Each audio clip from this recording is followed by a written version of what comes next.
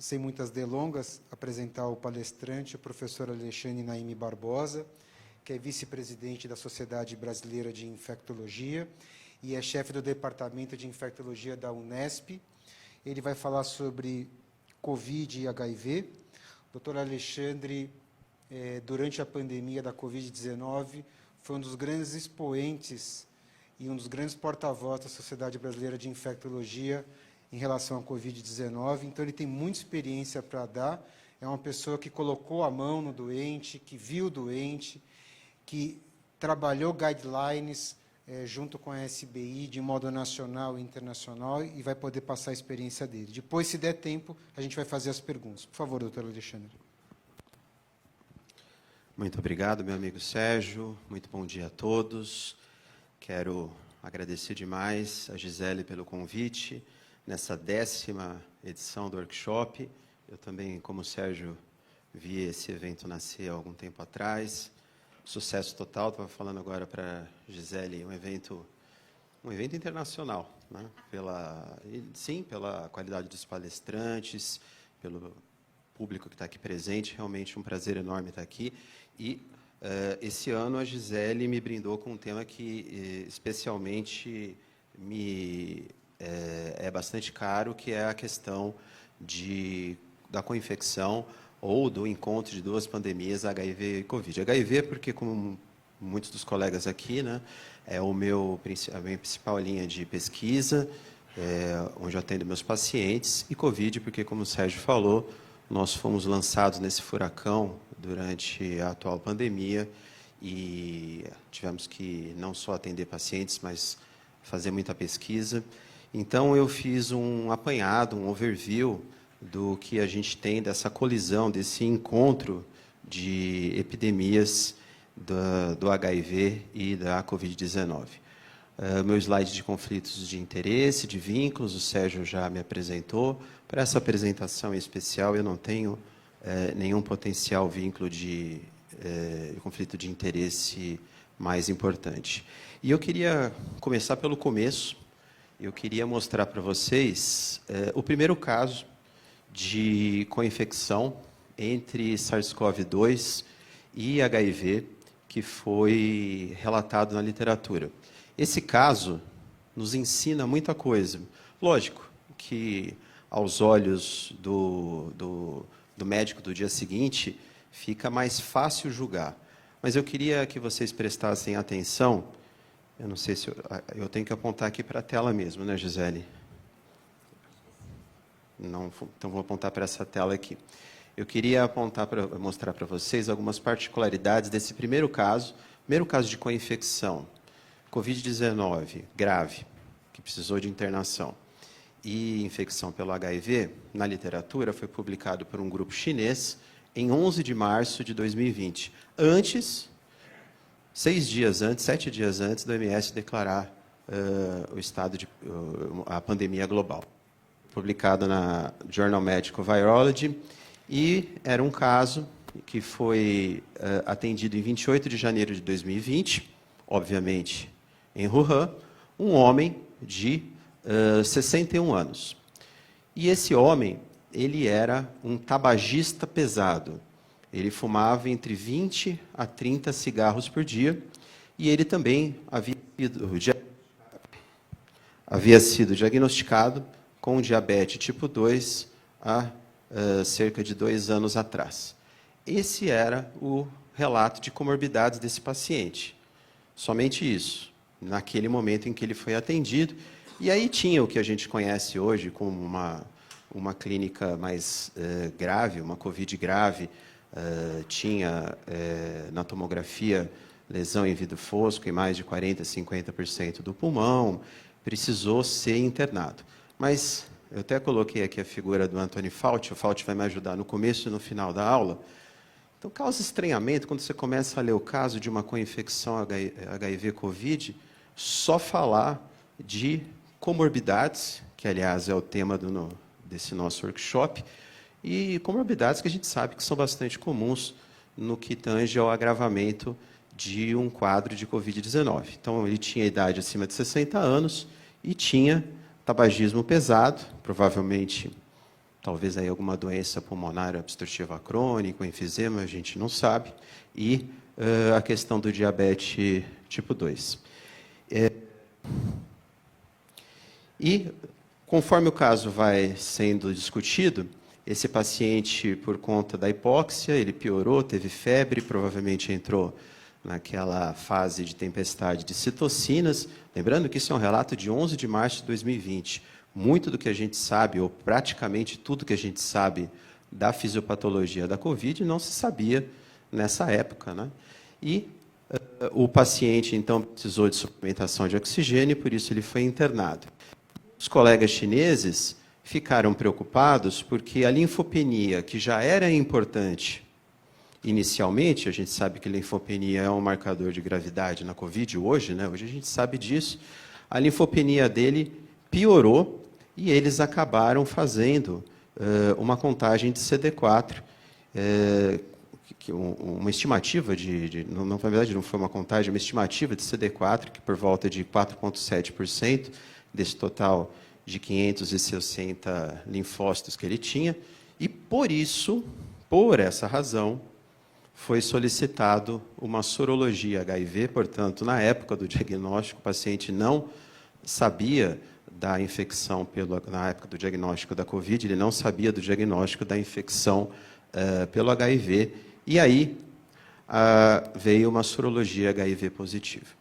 Então, vocês vão entender por que eu estou contando tudo isso, né? Então, um paciente com comorbidades que se descobre HIV durante um episódio de Covid grave, ele não tinha esse diagnóstico. E aí, na época,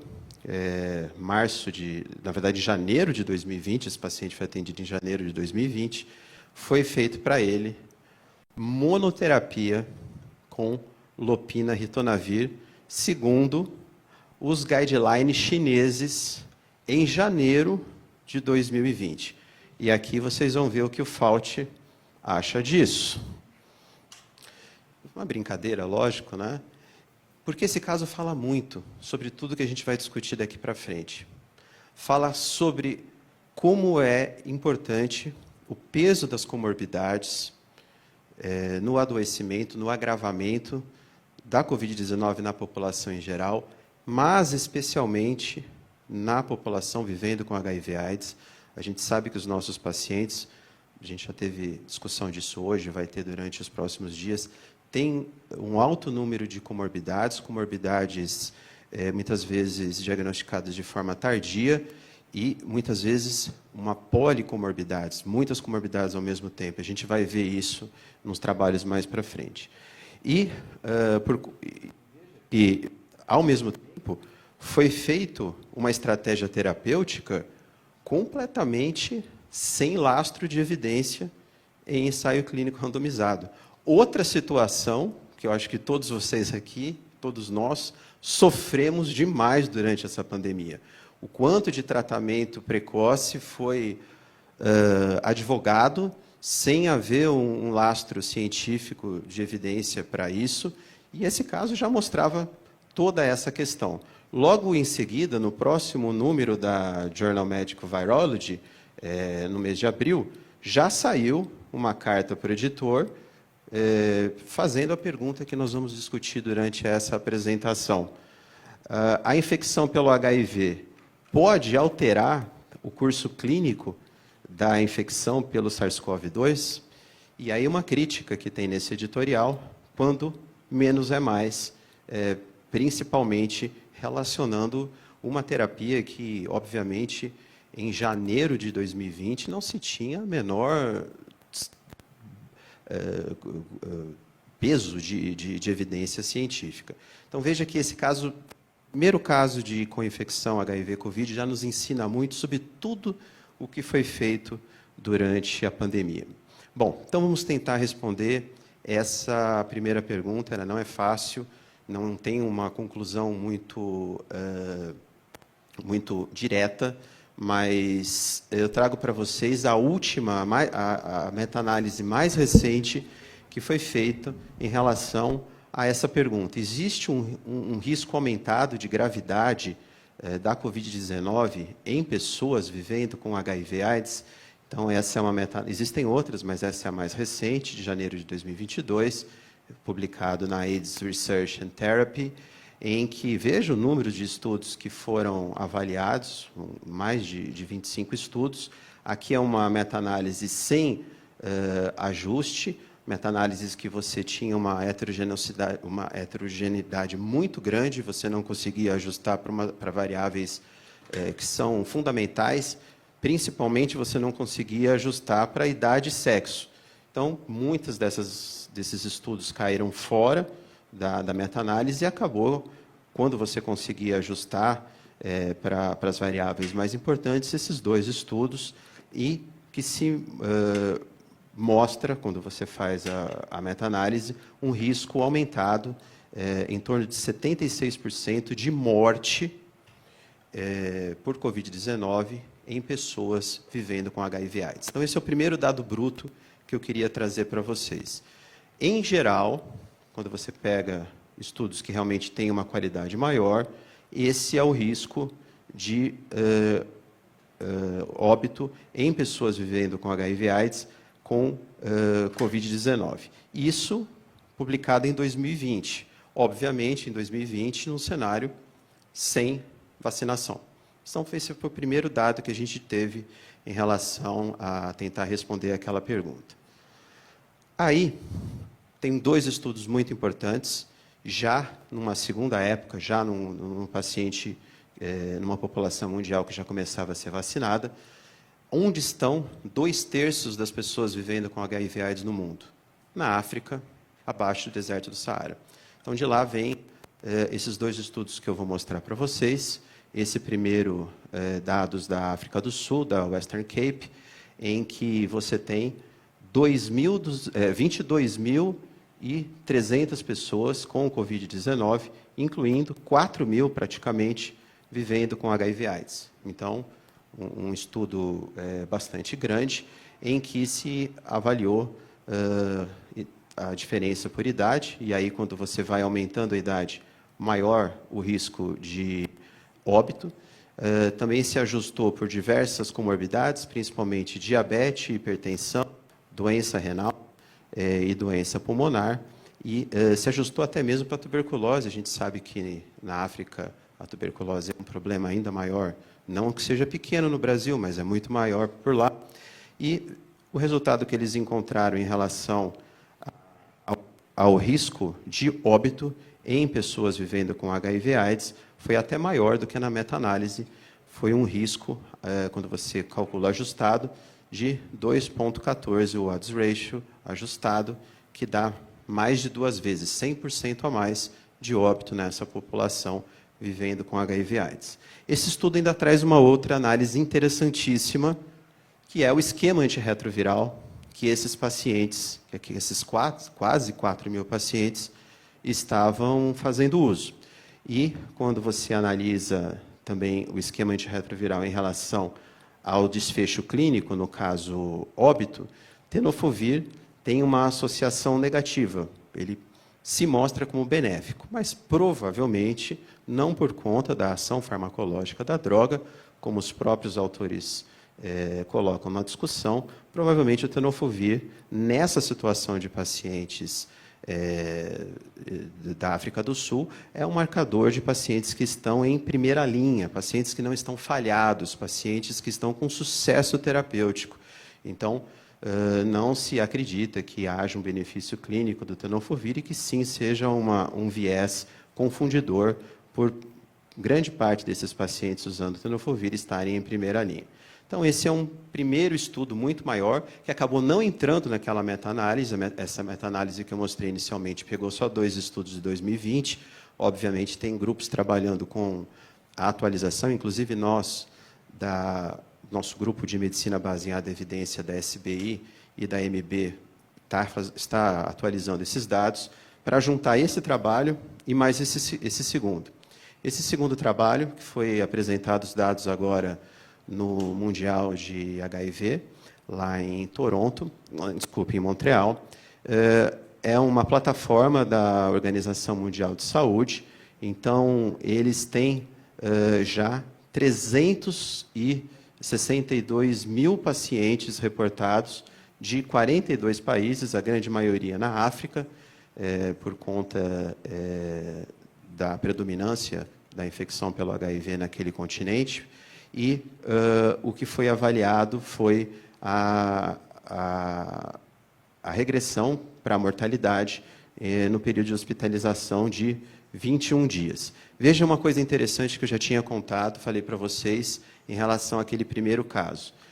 As pessoas vivendo com HIV/AIDS, 59% tinham mais de uma comorbidade, versus 45% nas pessoas vivendo com HIV/AIDS. Então, também nesse estudo, mostrando que a nossa população vivendo com HIV/AIDS, isso foi significativamente importante, tem mais comorbidades que a população em geral.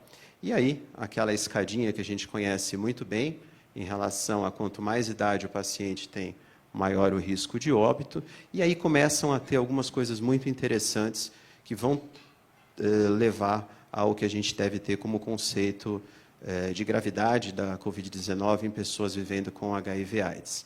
CD4 menor que 200 se associou com maior gravidade, carga viral não, mas depois tem uma análise melhor disso. Doença renal crônica se associou, diabetes e hipertensão. A análise mais pormenorizada está aqui. Então, isso é muito interessante. Esse é o maior estudo, sem sombra de dúvida. Vocês viram que são 362 mil pacientes, e esse banco de dados continua sendo alimentado. Então, a relação de risco de gravidade nesse estudo, então, ele já foi na ordem de 2,47 na circulação da variante Ômicron. E por que será que foi tão diferente na variante Ômicron, né? Lembra, eu falei 1,7, depois no segundo estudo 2,1 e agora 2,4. Há uma discussão, e eu acho que aconteceu com muitos pacientes de vocês, eu orientei muito isso no começo da pandemia, dos nossos pacientes terem um isolamento social mais rigoroso até mesmo do que a população em geral, porque a gente não tinha essa informação. Quando você conversa com transplantadores renais, transplantadores de pulmão e coração, a mesma coisa. A gente tem um cuidado muito maior com os nossos pacientes. E agora, né, veja que nós nem estamos mais usando máscara, né, na circulação de Ômicron. Então, os nossos pacientes estão se expondo mais. Então, isso está se tornando cada vez mais importante. Então, quando você avalia esse dado comparativamente, na Delta era 1,55 e na Ômicron 2,47. Esse risco de, e aqui quando eu estou, esses dados são em relação à mortalidade. E o que influencia dos fatores relacionados ao HIV? Então, principalmente, CD4 menor que 200 e, concomitantemente, carga viral maior que 1.000. Você ter um controle virológico e carga viral baixa te dá uma relação de risco muito alta. Conforme você vai diminuindo a carga viral e aumentando o CD4, essa relação de risco vai caindo, mas continua acima do que é a população em geral. Então, esse é o maior estudo que nós temos para responder essa pergunta. Essa análise não leva em consideração, porque é muito heterogêneo, o status vacinal desses pacientes, se o indivíduo teve Covid-19 ou não, o índice de massa corpórea e a variação de dados. Bom, isso é o que a gente tem de ciência relacionada à gravidade. E os guidelines, o que eles falam? Esse é do CDC, colocando que existe uma concentração maior de comorbidades nas pessoas vivendo com HIV e que, por isso, muito provavelmente, essas pessoas têm maior risco de Covid grave. E o documento mais completo, e que o slide está muito poluído, mas depois eu já falei para a Gisele que essa aula fica à disposição, mas eu coloquei o texto aqui propositalmente inteiro, porque o NIH faz toda uma discussão do que eu acabei de falar para vocês, que inicialmente os estudos não mostravam tanta diferença de gravidade entre o paciente com HIV ou sem HIV em relação ao agravamento da Covid-19, e com o passar do tempo, desses 3 anos praticamente de pandemia, os estudos mais recentes têm mostrado, principalmente na circulação da variante Ômicron, um risco acrescido de mortalidade. Lembrando que esses estudos são estudos feitos principalmente na África, onde o cenário vacinal é completamente diferente que o Brasil, e ressaltando a questão da maior gravidade em paciente com CD4 menor que 200. E sempre fazendo esse último parágrafo fala sobre isso, sempre fazendo aquele contraponto que provavelmente nós temos nessa população vivendo com HIV/AIDS uma carga de comorbidades maior, e isso justifica, então, a maior gravidade. E nas recomendações, e aí eu já vou avançando para o próximo ponto, né? Nas recomendações do NIH, então, os pacientes com HIV, toda aquela recomendação que a gente faz para a população em geral, principalmente a população de maior risco em relação ao uso de máscara, distanciamento social, evitar áreas de aglomeração, e também a questão das vacinas, que os nossos pacientes com HIV devem receber, obviamente, o esquema básico de 2 doses e todas as doses de reforço que forem recomendadas, a depender do CD4 desses pacientes. E uma coisa muito importante que o NIH discute, que nós já temos disponível aqui no Brasil, o uso de imunização passiva, o uso de anticorpos neutralizantes para as pessoas que têm HIV, no sentido de prevenção, uma profilaxia pré-exposição. Para quem? Para pacientes, justamente, que têm CD4 menor que 200, história de doença definidora de AIDS, reconstituição imune ou manifestação clínica de doenças oportunistas. Então, nós temos uma combinação de anticorpos neutralizantes, que se chama, o nome comercial é Vusheld, que é o Tixa com Cilgavimab, uma aplicação intramuscular, uma ampola em cada nádega, e que dá uma proteção de 88% em relação a episódio COVID. Estou falando de COVID leve. No estudo que permitiu o registro dessa droga, não houve óbito nos pacientes que fizeram uso dessa medicação, enquanto que no grupo placebo tivemos 5 óbitos. Então, o NIH propõe que para pacientes vivendo com HIV, maior que 12 anos, maior que 40 quilos, com CD4 menor que 200, história definidora de doença, história de doença definidora de AIDS, ou reconstituição imune, ou HIV sintomático, que se faça uso do Tixa com Cilgavimab, porque esses pacientes, como a gente discutiu, têm maior chance de evolução para COVID grave, independente do status vacinal, mesmo que esse paciente tenha recebido, no caso aqui, 4 doses de vacina. E em relação, outra pergunta, como é que a gente faz o tratamento da Covid-19 nas pessoas vivendo com HIV/AIDS? Então, o guideline do NIH é o mesmo que para as pessoas que não vivem com HIV. A primeira opção, Nimatrelvir com Ritonavir, uma opção que nós vamos ter em breve aqui no Brasil. O Ministério da Saúde empenhou a compra de 100 mil tratamentos. Eu participei diretamente junto com um grupo da OPAS do guideline de Nimatrelvir, e essa vai ser a primeira opção. Ou Remdesivir na Covid leve são 3 dias, medicação injetável endovenosa.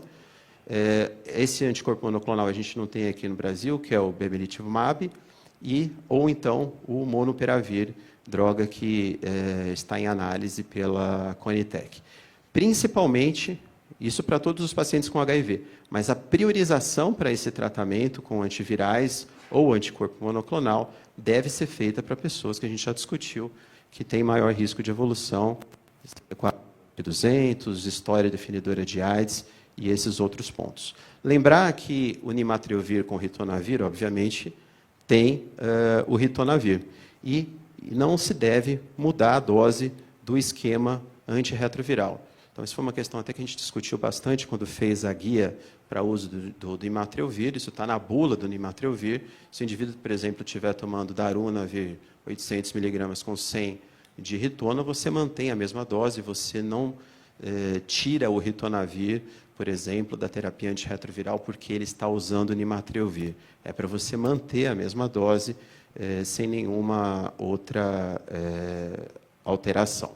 E manter, se for outros agentes que não usem ritonavir, manter a prescrição, são só 5 dias, não se espera algum tipo de interação medicamentosa mais grave durante esse espaço de tempo. E na COVID grave? Na COVID grave também se segue o mesmo guideline que se usa para os pacientes que não vivem com HIV.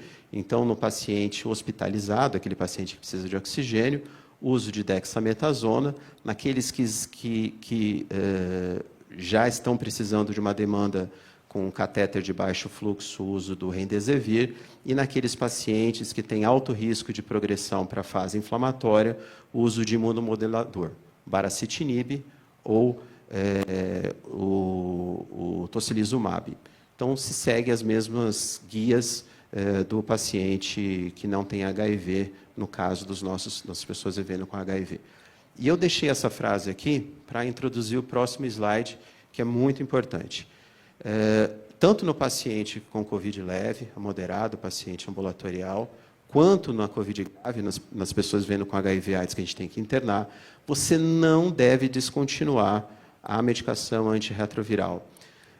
O controle virológico e a reconstituição imune é muito importante nas pessoas vivendo com HIV/AIDS, porque uma imunossupressão avançada pode causar uma catástrofe. Então, aqui eu trouxe 2 trabalhos para vocês.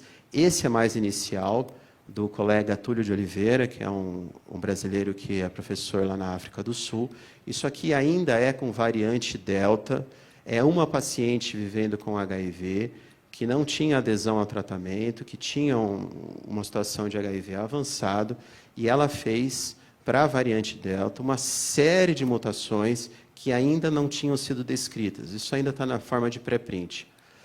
E esse é um estudo mais recente, publicado agora em julho de 2022, na Nature Medicine, mostrando pacientes com alto grau de imunossupressão, linfoma, mieloma múltiplo, mas 3 pacientes com AIDS, com imunossupressão grave, e veja que esses pacientes concentram uma série de mutações na spike do SARS-CoV-2, que se postula, como uma teoria bastante plausível, que tenha sido a origem da Ômicron. Nós não devemos nunca estigmatizar, a gente sabe disso, aqui nós estamos no meio de pessoas que trabalham com pessoas vivendo com HIV/AIDS há muito tempo, mas é muito provável, até porque a Ômicron surgiu na África, principalmente os primeiros casos na África do Sul, até mesmo foram alertados por esse professor brasileiro lá, o Túlio de Oliveira. Provavelmente isso aconteceu num paciente com HIV, na fase de AIDS, com imunossupressão grave, onde você evolui com o que eles chamam de COVID crônica. Veja que a média de dias de infecção desses pacientes é 35, 71, 27, 89, esses pacientes com HIV, 23 dias, 170 dias com PCR positivo com o mesmo vírus. Então, aí você dá mais chance desse paciente acumular a mutação para o SARS-CoV-2 e acontecer essas mutações. É uma teoria que a gente tem que lembrar e enfatizar o uso correto da medicação antirretroviral. E vacina? Como é que as vacinas contra a Covid podem ser afetadas em relação à nossa população vivendo com HIV/AIDS? Então, esse é um estudo que foi publicado o ano passado no EACS, e ele avaliou a questão de eficácia das vacinas de base da plataforma de mRNA, da Pfizer e da Moderna, e ele dividiu em 3 grupos de imunossupressão. Então, pessoas vivendo com HIV/AIDS com CD4 menor que 200, ele chamou de grave, entre 200 a 500 vamos dizer assim, moderado, e acima de 500, sem imunossupressão, e ainda ele pegou um grupo controle sem HIV, que eram trabalhadores da área da saúde, e fez uma avaliação com 4 domínios, tanto avaliando a questão de produção de anticorpos neutralizantes, mas também avaliou a questão de resposta imune celular. Então, estão aqui os resultados, e a gente percebe, para as diversas endpoints de resposta, tanto moral quanto celular, uma menor performance nos pacientes com CD4 menor que 200. Eu acho mágico esse número, né? Para várias coisas, o CD4 menor que 200 funciona, uma coisa clássica que veio lá da década de 80 e continua valendo, né? E isso acabou, então, se mostrando esse corte para CD4 menor que 200, um importante marcador tanto para não resposta ou para pior resposta relacionado à resposta imunomoral, para a produção de anticorpos neutralizantes, quanto para indução de resposta imune celular através da produção de interferon alfa específico, mostrando que esses pacientes não respondem bem à vacina, portanto, eles precisam de mais doses, são pacientes que esses, com certeza, precisam de uma segunda dose de reforço, e que esses pacientes talvez sejam elegíveis para um outro tipo de estratégia de prevenção, sempre adicional, não alternativa, que é a imunização passiva com anticorpos monoclonais. E eu falei que eu ia usar o Fauci para começar, e ele ia me ajudar para terminar.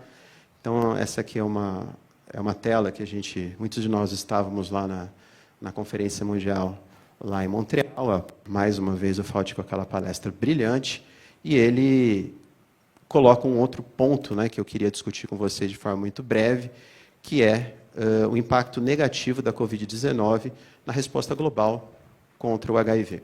Então, nós tivemos, durante a pandemia, um número muito diminuído, um decréscimo no diagnóstico e também no início da terapia antirretroviral em 40 de 50 países.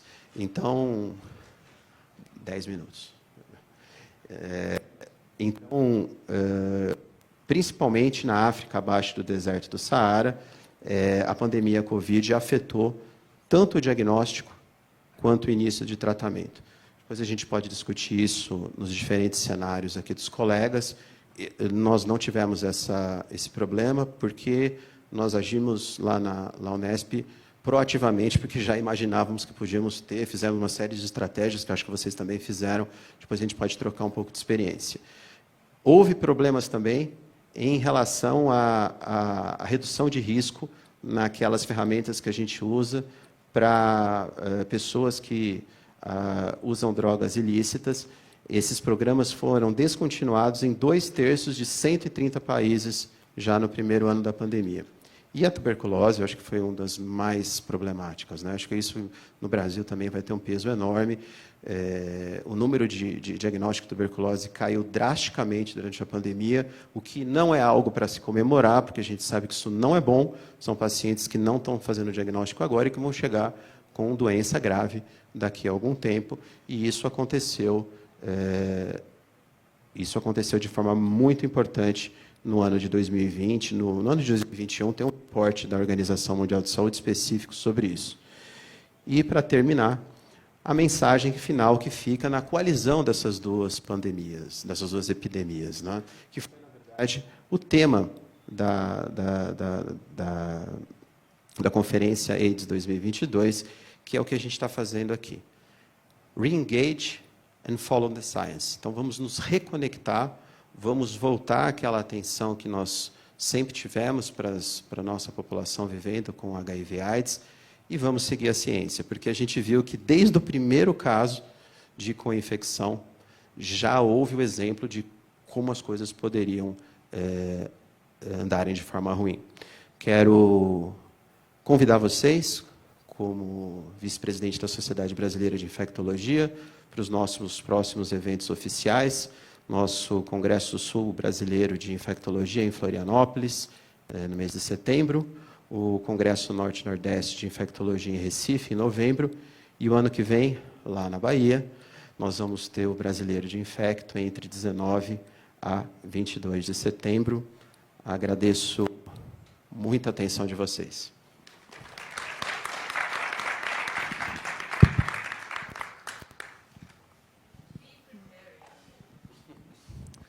Obrigado, Alexandre, pela excelente exposição, como sempre. A gente tem, acho que, um tempinho para algumas perguntas.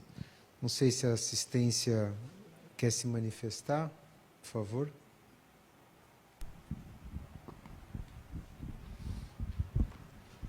Eu vou começar, então, vou tentar ver se eu animo os colegas. Você comentou, Alexandre, a questão dos anticorpos monoclonais, e é uma população HIV, população imunossuprimida importante, que vai entrar no escopo da gente poder estar administrando. O que você pensa em relação a isso, tanto no serviço privado quanto no serviço público? Como é que você vê esse tipo de prescrição? Como é que a gente vai caminhar para isso?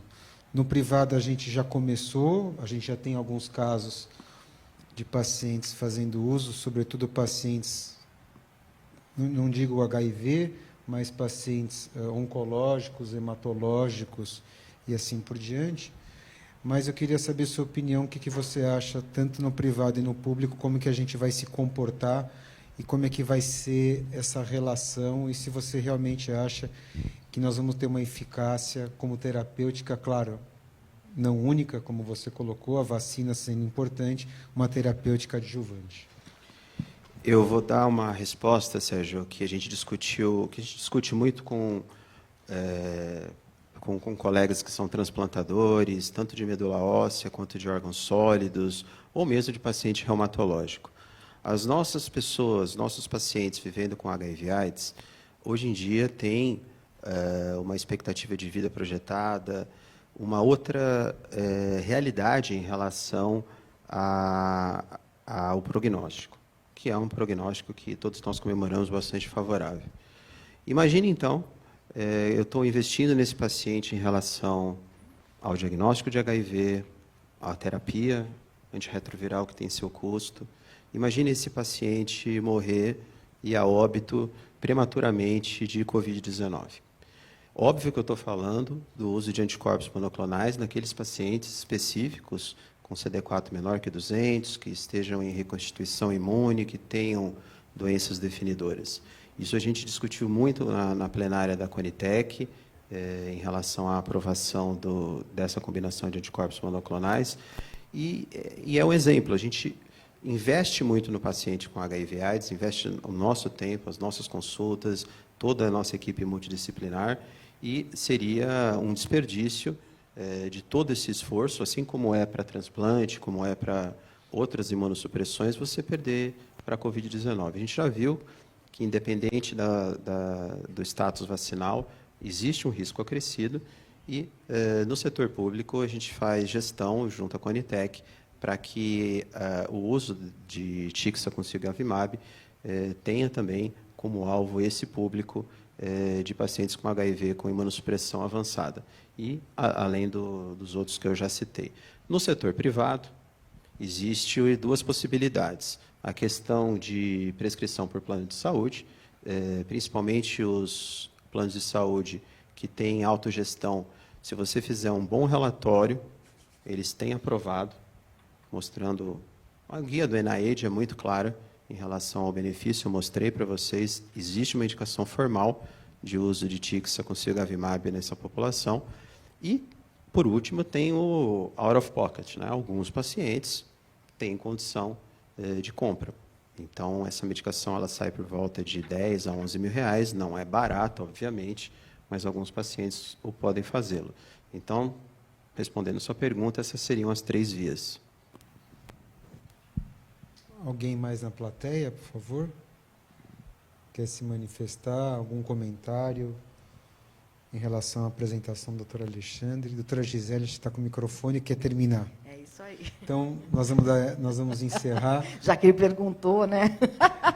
Então, nós vamos encerrar para prosseguir o evento. Muito obrigado pela atenção de vocês. Obrigado, doutor Alexandre. Obrigado, doutora Gisele, novamente. Obrigado. Eu que agradeço. Muito obrigada pela participação de vocês.